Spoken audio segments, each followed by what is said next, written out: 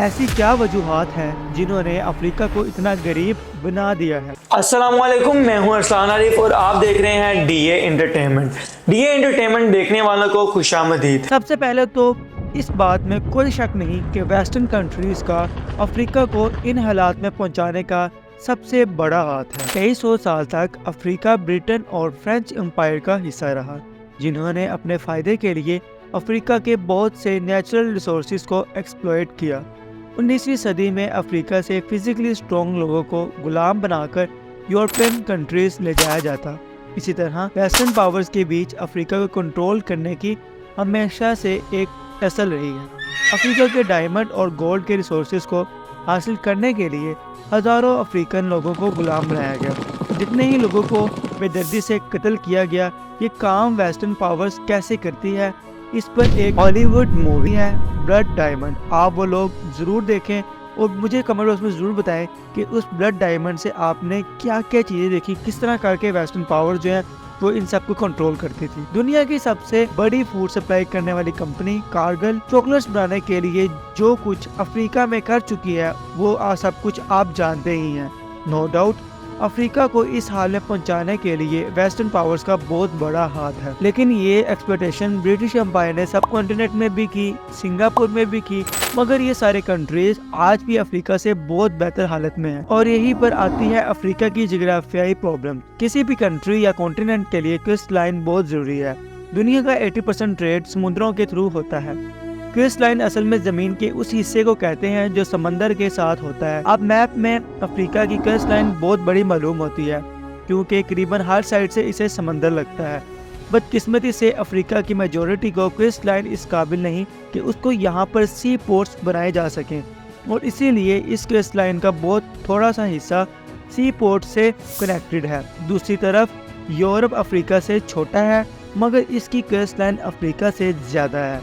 इसीलिए दुनिया का 40% सी ट्रेड यूरोप कंट्रोल करता है। इसी तरह सिवाय रिवर नील के अफ्रीका का कोई दरिया इतना खुला नहीं कि इसमें बड़ी कार्गो शिप्स चल सके। इसी वजह से अफ्रीका में ट्रेड करना बहुत मुश्किल रहा है। एक और चीज जिसने अफ्रीका को फाइनेंशियली बहुत ज्यादा नुकसान पहुंचाया है वो है समुद्री लुटेरे, जिन्हें हम इंग्लिश में पायरेट्स कहते हैं। ऑन और अफ्रीका का ये सारा हिस्सा कमर्शियल शिप्स के लिए शायद दुनिया में सबसे ज्यादा खतरनाक है, क्योंकि यहाँ पर सोमाली पायरेट्स हैं जो यहाँ से गुजरने वाले कमर्शियल शिप पर अटैक करते रहते हैं, और इसीलिए यहाँ बहुत सी कंट्रीज ने अपनी मिलिट्री बेसिस बनाई हुई हैं ताकि इस सारे रूट्स को प्रोटेक्ट किया जा सके। इसीलिए वेस्टर्न अफ्रीका भी यहाँ से गुजरने वालों के लिए एक डेंजरस जगह बना हुआ है।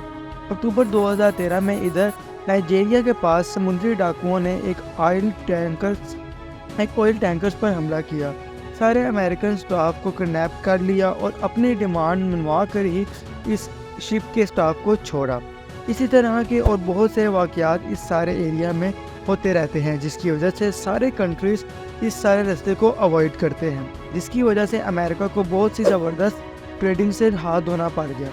अमेरिका की नॉर्दर्न साइड गर्म और खुश्क है, यहाँ बड़े बड़े रेगिस्तान हैं। इसी नॉर्दर्न साइड के सहारा डेजर्ट है जो कि दुनिया का सबसे गर्म रेगिस्तान है, और इस सारे एरिया में ज़्यादातर मुस्लिम पॉपुलेशन रहते हैं। और अगर हम साउथ की तरफ आए तो यहाँ लश ग्रीन जंगल है, नेचुरल रिसोर्सेज हैं, मगर यहाँ की मेजॉरिटी पॉपुलेशन क्रिश्चियन है।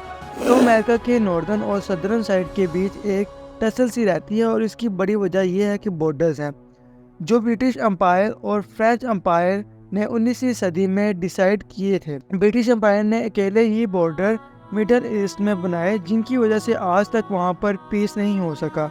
ऐसा ही कुछ अफ्रीका के साथ भी हुआ है। इन बॉर्डर्स को डिसाइड करते वक्त लैंग्वेज, रीजन, कल्चर का ध्यान नहीं रखा गया, जिसकी वजह से अमेरिका पिछले 60 सालों से किसी न किसी सिविल वार का शिकार रहा है। लेकिन इसी अफ्रीका में एक कंट्री जिसने अपना मुकद्दर बदल लिया वो है बोट्सवाना। आज अफ्रीका का सबसे अमीर तरीन कंट्री है, और अफ्रीका को भी इस कंट्री से बहुत कुछ सीखना चाहिए, बल्कि ये अफ्रीका के लिए एक मोटिवेशनल कंट्री है। आपको आज की वीडियो लगी कमेंट बॉक्स में जरूर बताइएगा और अपनी राय से आगाह कीजिएगा आपको वीडियो कैसी लगी। मिलते हैं नेक्स्ट वीडियो में, तब तक के लिए अल्लाह हाफिज।